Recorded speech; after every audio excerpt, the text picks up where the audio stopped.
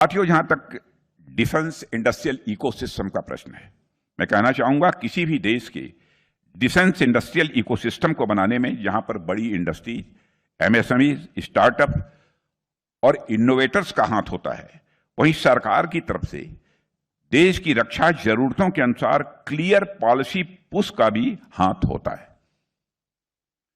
आज जब पूरी दुनिया रूस और यूक्रेन के साथ साथ ईरान, इजराइल के बीच जारी संघर्ष को देख रही है, तो हम साफ देख सकते हैं कि फ्यूचर वॉरफेयर में ड्रोन्स और काउंटर ड्रोन टेक्नोलॉजी की बहुत बड़ी भूमिका है।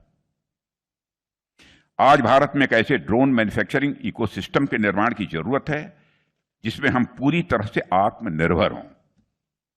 इसकी आवश्यकता महसूस की जा रही है और यह आत्मनिर्भरता सिर्फ प्रोडक्ट के स्तर पर नहीं होनी चाहिए, बल्कि कंपोनेंट के स्तर पर भी जरूरी है।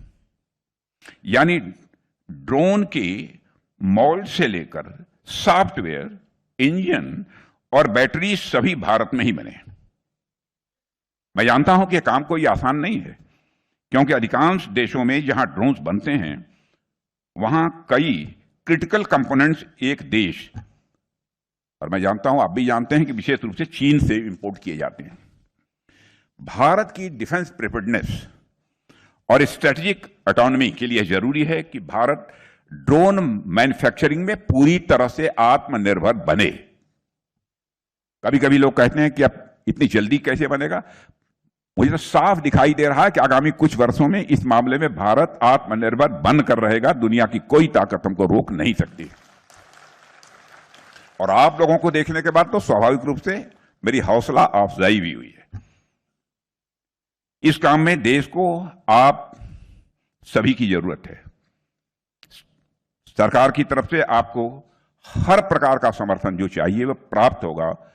मैं देश का रक्षा मंत्री होने के नाते आपको मैं विश्वास दिलाता हूं।